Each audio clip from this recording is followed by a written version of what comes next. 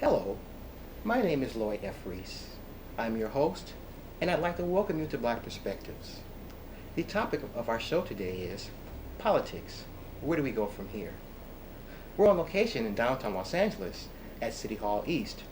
Our guest, a lifelong civil rights crusader who has established herself not only in city government, but the community as well. And at this time, I'd like to welcome the 9th District City Council member, Rita Walters.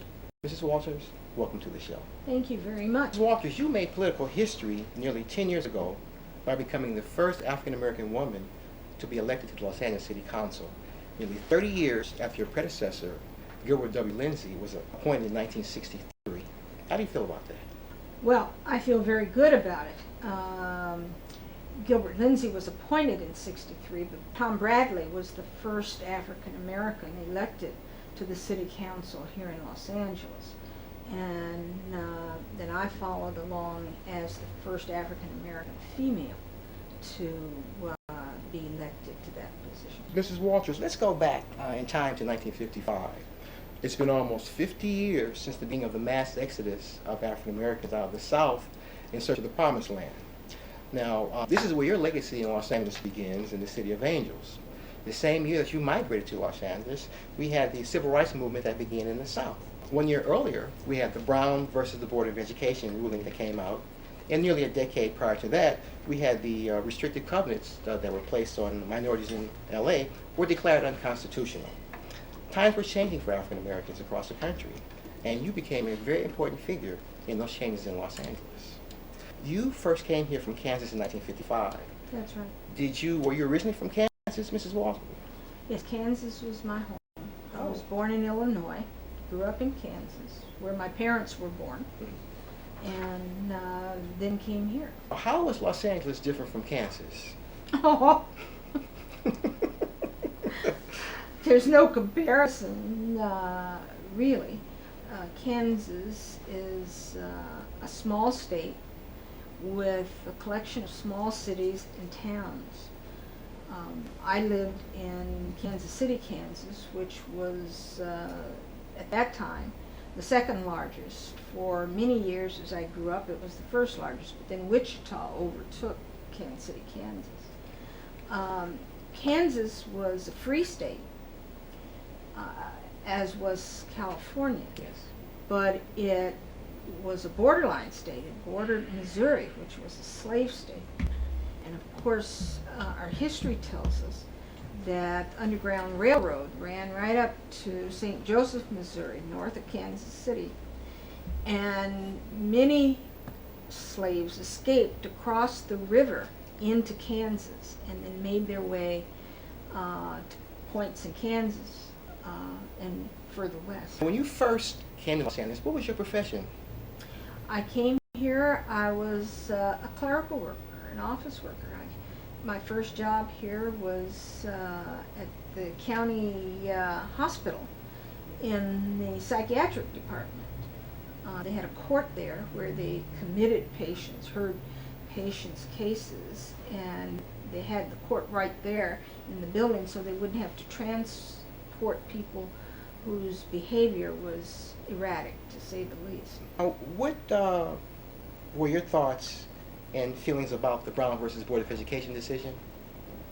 Well, coming from a segregated environment, even though Kansas was a free state, the schools everywhere in Kansas, except Kansas City, Kansas, were segregated at the elementary level, and then because the towns were so small, everybody went to the same high school. And the case in Brown, Topeka, Kansas, which involved Topeka, Kansas, was about the daughter of Mr. Brown, Linda Brown, having to walk past an all-white elementary school to get to the all-black elementary school. And that was the basis of the suit from Topeka, Kansas. And of course, I had that same experience as a child, walking past a white elementary school to get to black elementary school. Even though Kansas wasn't a slave state, were African Americans, did they have freedom, Mrs. Walters? Well, the schools were, in Kansas City, Kansas, Right. schools were segregated from kindergarten through high school and junior college. Mhm. You could go to the University of Kansas or Kansas State College. You could be admitted there with no problem. There are no barriers there if you had the grades to do it. You couldn't eat in the restaurants. One of the, the very first job I had was as a soda jerk at a 5 and dime. And we waited on all the people, but the white people had the counter here and black people had the counter in the back. And they couldn't sit together. There was a space of about 1 seat between them.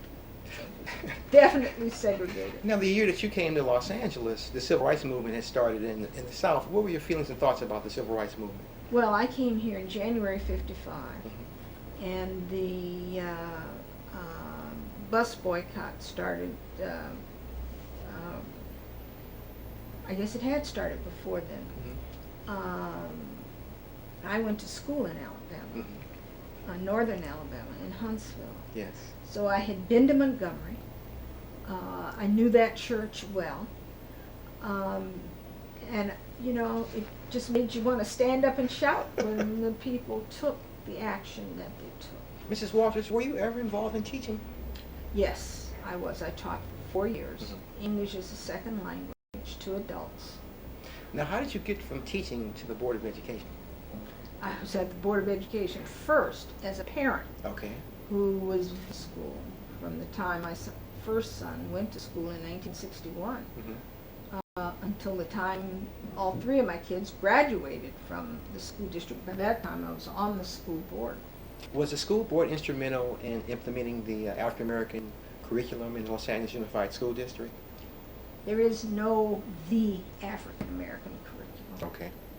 but along with other people, I pushed for an inclusion of the history of all people in the curriculum, and certainly the history of African American people. Mrs. Walters, what year did they start teaching African American studies in the school system?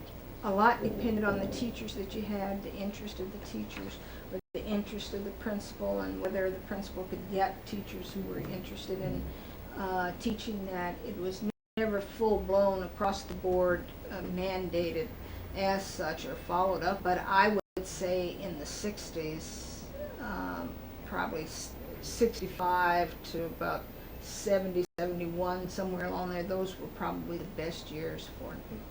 Speaking of the West Coast Renaissance and Central Avenue, as far as remaining buildings that we have that even show us any remnants of that time in the past, we have the Dunbar Hotel and the African American Firefighters Museum. Now, you had a lot to do with both those facilities. Am I not mistaken, Mrs. Walters? Right.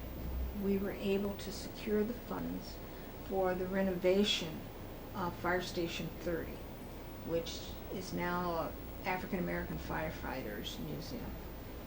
But it was the station where any black hired for years and years as a firefighter had to work out of Station 30. He was not allowed to go work in a station where white firefighters were. Our black population in Los Angeles is starting to migrate out of Los Angeles, and we've got a vast rainbow of culture, of other cultures coming in. Where do you think that the blacks are going, Mrs. Walters? Where they want to go. And that was the point of fair housing, so that people could buy a home wherever their money took them, or wherever they determined that that was a place they wanted to live, whether they wanted to buy it or whether they wanted to rent it. Mrs. Walters, it's an absolute pleasure. I understand how busy you are, and I want to thank you for taking the time to come on Black Perspectives. Our hat goes off to individuals like yourself for giving us the opportunity to come into your daily life and to spend a few moments with you. It's a wonderful thing. And at this time, I just want to thank you so much for spending time with me, ma'am. It's been My a pleasure. Thank My you, Mrs. pleasure. Walters. Thank Okay. All right. Thank you for coming. Thank you.